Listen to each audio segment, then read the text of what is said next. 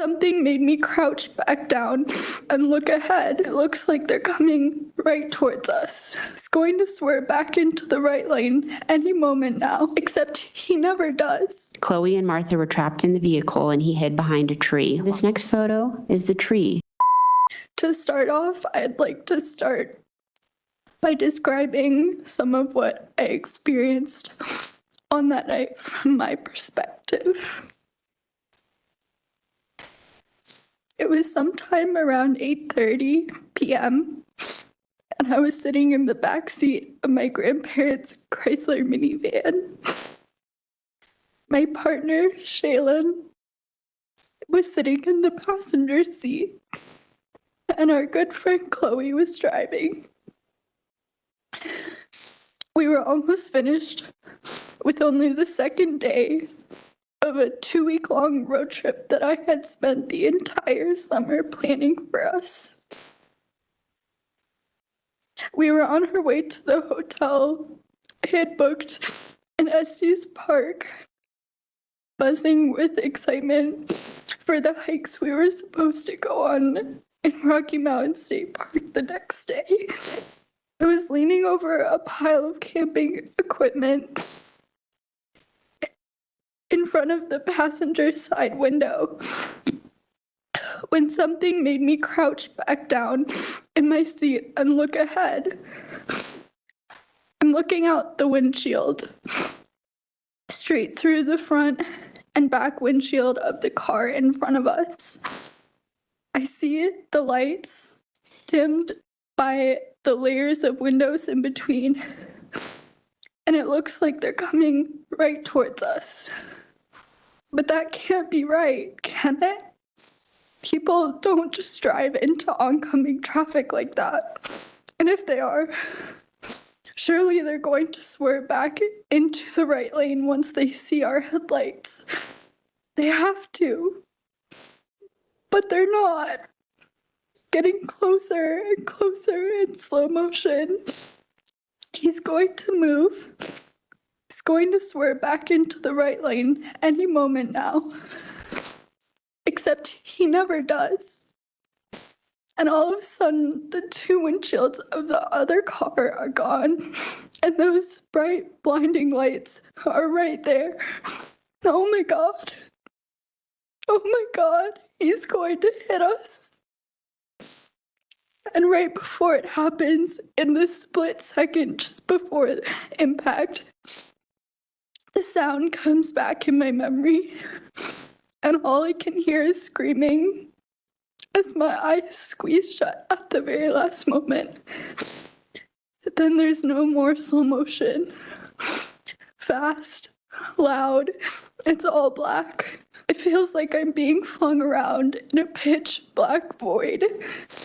Crashing, screeching, ripping metal, pain, sharp pain all over my body, metal and glass tearing through my skin, then ringing. My eyes slowly open. Everything is fuzzy and slow, and I can literally feel my brain rattling around in my skull. The air is cool. I'm sitting on dirt and rooted plants on a riverbank. I see my legs first, and as the rattling sensation calms, I can move my eyes again. I look up, I see lights, house lights. I scream help as loud as I can, over and over, until I see a smaller moving light, a flashlight. I stop screaming. I hear Chloe yelling my name from behind me. I see blood dripping down my right leg. I look up. Chloe's there. She asks if I'm okay. I think I'm okay. Are you okay? She's okay. Wait, where's Shay? Is she okay? Chloe doesn't know. Maybe she's stuck in the car. Where is she? I need to find her and make sure she's okay. I find the open car door and crawl to the driver's seat. I see her. She's not moving. She must have gotten knocked out. She's just sleeping. But I feel something deep down in my gut when I see her lying limply across the seat. No, she's just sleeping. I'll wake her up. I have to wake her up. I scream her name. I shake her. I hit her chest. I slap her cheek. It's not working. I'm sobbing. I get around and run. I get out and run around to the other side, to her door. But then there's a man, maybe two men. They don't let me see her. They make me walk away. I scream. I scream. I scream. I remember the expressions on the faces of each and every person that I asked if Shay was okay now.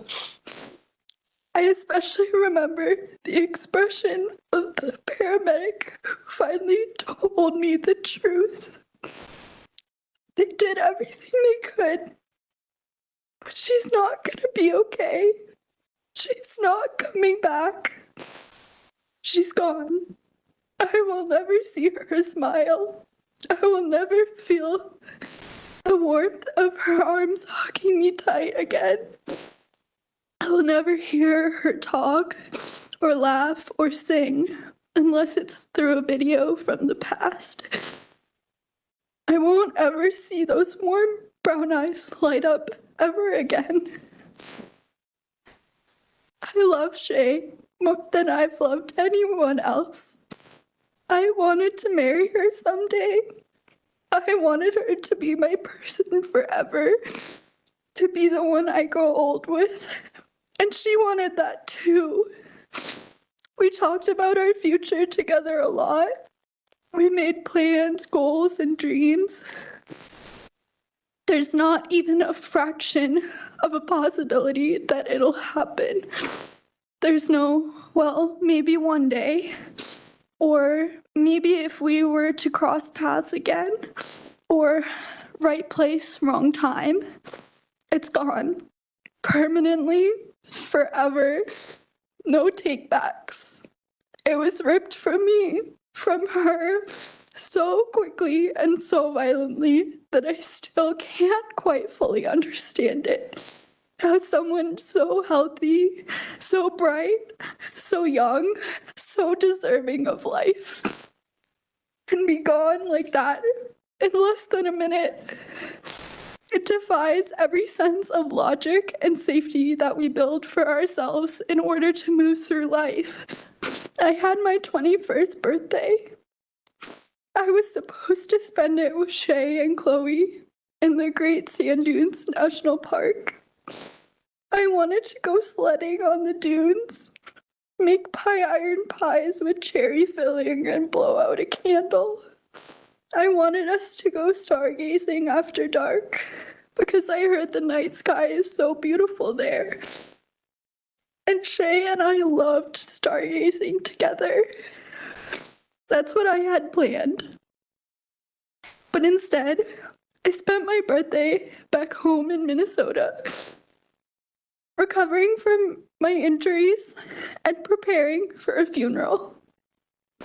And now, every year, 6 days before the day that celebrates another year of my life, will be the day that marks the night when Shaylin's life was stopped. Every time August 21st passes, I will be another year older, but she will forever be stuck at 21. The decision to drink and get behind the wheel was intentional. Leaving the scene was intentional. These were his choices, and the impact of those choices has been devastating and permanent. The painful reality is that if the roles had been reversed, if the defendant had been injured, Shaylin would have run to his aid, not away. That is who she was. She helped people no matter who they were. We will help others in her name and never forget the light, music, and intentionally good person she was. but we should not have to do that without accountability. I often think about what her future could have been, like Shaylin becoming an EMT right before she was tragically killed. She didn't even get to start her career. Shaylin was going to be the one to respond to calls like the one that took her life. What makes this even harder is knowing that the tragic loss of Shaylin was completely preventable. The choice to drive under the influence was a decision, and the decision had irreversible consequences. Shaylin didn't get a choice, but the defendant did. In fact, the defendant had several choices. The defendant had a choice not to drink. The defendant had a choice not to get behind the wheel intoxicated. The defendant had a choice not to drive recklessly, causing him to smash into the girl's vehicle. The defendant had a choice to stay on scene and realize he made an irreversible decision. But despite the angels on scene telling the defendant to stay while they rendered aid to my sister and her friends, the defendant chose selfishly to flee the scene like the coward he was. Today, I would like to address the court in regards to my daughter, Shaylin Significance Crosby. I will address her by her middle name, Significance, because her life was significant. I am dismayed by these draconian laws that Congress has passed and allowing these drunk drivers to end lives tragically. I want the court to know the impact the defendant had on me personally. I've been talking to my daughter as if she's still present. I am living on 3 hours sleep a day with the occasional nap. And 75% of my time is spent crying. Mentally, I'm exhausted. This is what's needed for significance. Since the defendant has shown no remorse, I am asking for incarceration no less than 20 years. I think that is justified since Significance life was taken at 21 years old.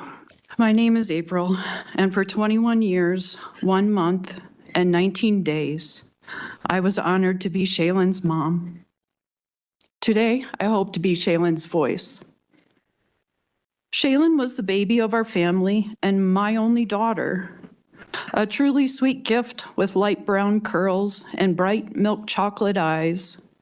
This spirit was never more evident than on a night when she was 19. Coming home from work, she came upon a devastating accident and without a second thought, stopped to help, wrapping one of the victims in a brand new blanket she had just received for Christmas. These are her reflections from that night, revealing a haunting awareness of the fragility of life. She said, "Driving was kind of nerve-wracking today. The accident is definitely making me pay more attention to the road, so I'm just driving safe myself, but proactively scanning for crazy, bad, drunk drivers. I really hate the idea of losing my car or life to somebody who is speeding."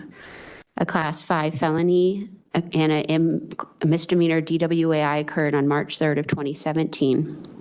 On April 17th of 2020, the defendant had his second DUI in which the probation was revoked, reinstated, and then closed out with jail. On November 11th of 2022, the defendant entered a guilty plea to a drug misdemeanor 1 possession, and his probation was revoked and closed out with jail. And he also has multiple careless driving and leaving the scene convictions, which, as the court is well aware, often someone who's driving drunk will leave the scene to avoid a DUI. What that definitely shows is the defendant has a tendency to flee. The defendant made some statements in the pre-sentence investigation I'd like to point out. He says, quote, "I made a terrible decision and decided to drink and drive."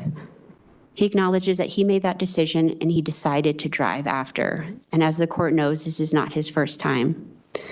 Regarding his alcohol use, the defendant said, "I could disconnect and forget about my problems."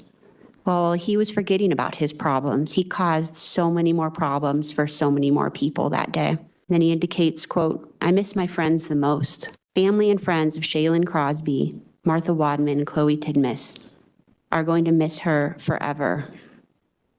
The jail notes that the defendant had multiple issues while he was in custody awaiting the resolution of this case. He cannot behave even when he's in custody. The defense filed a mitigation packet that was not particularly compelling to the people. First, there were letters that were separate, and they indicated that the defendant is an addict and that he has alcohol problems. The defendant knows this, and yet he chose to drink and he chose to drive. This is an ongoing demonstration that he thinks only of himself. And on September 13th of 2024, the defendant's ex-wife, Molly West, wrote a letter and filed it into the case. And she indicated that the defendant is not able to take accountability and is behind on child support payments. She indicated that she left the marriage for her own safety related to the defendant's alcohol abuse, and that she's the victim in the 2017 felony domestic violence case. She indicated that in that letter that he has the ability to work around interlock devices so that he's able to drink and drive in the past, and that he's had multiple hit and runs likely to avoid DUI convictions. So, Your Honor, the facts in this case are not disputed. On August 15th of 2024 at approximately 8:30 p.m., the defendant was driving east on I-35. He was intoxicated. His blood alcohol content was 0.264, over 3 times the legal limit. As he was driving east, he veered into the westbound lane and nearly hit another vehicle that was driving in front of the minivan that had the victims in it. That vehicle was able to pull out of the way, and the defendant hit the minivan head on. Shaylin Crosby was killed that night. Chloe Tinmas and Martha Wadman had serious bodily injury. The defendant fled from the scene. He did not render aid. Chloe and Martha were trapped in the vehicle, and he hid behind a tree, while other people who were involved and lived nearby rendered aid to the victims. Your Honor, this next photo is the tree that the defendant attempted to hide behind. He left the scene of the crime where the victims were screaming and tried to hide from the consequences of his actions. On August 15th, 2024, he didn't just drive the wrong way into oncoming traffic. He turned his vehicle into a weapon and then fled the wreckage of the lives he destroyed. When Drake's community of rescuers begged him to stay on the scene, his response was, "No, I'm in trouble." Before I speak as an attorney, as a human, I would like to say to Ms. Crosby's family, I'm truly sorry for your loss. There's certainly nothing I can say that will make anything better, and I will not try to. But it is clear from what's been said and testified to that Shaylin lived a most amazing, giving, loving, caring life. And it is truly a tragedy that she's not here. Your Honor, this is not a case where the defense is asking the court to see things differently. What happened here is exactly what it looks like. Mr. Mills drank to excess, failed to engage in any kind of protective measures, and then he drove. Mr. Mills crossed into oncoming traffic, and a young woman was killed, and 2 other folks were hurt, and dozens of lives have been severely and permanently altered. Sentencing Mr. Mills for 8 years for both counts of the vehicular assaults and with SBI, and we would ask the court to consider between 12 and 14 years for the vehicular homicide. And we would ask that those run concurrently, Your Honor. Today I'm here to express my deep and sincere remorse for my actions in 2024. I understand my decision to drink and drive was the worst decision of my life.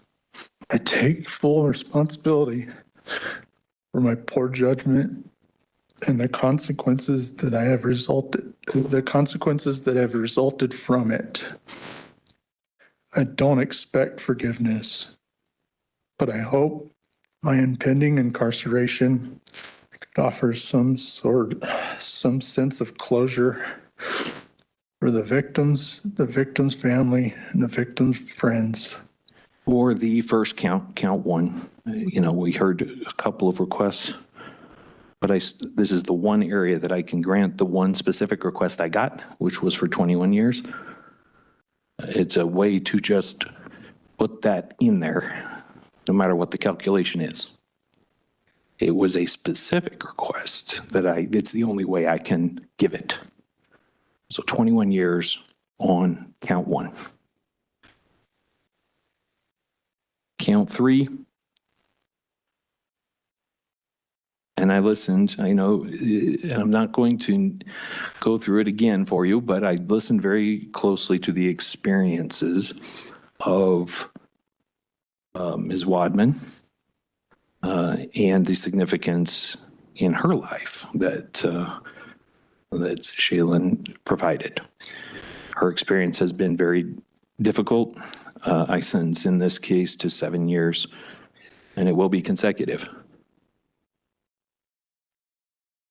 I listened to, I've read the letters, I've read the PSI, I read the letter as to our other victim as well, and I will do 7 years on that count, 9, endorsed count 9.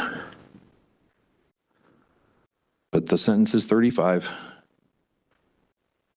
and I will remand you to the custody of the Department of Corrections to serve your sentence.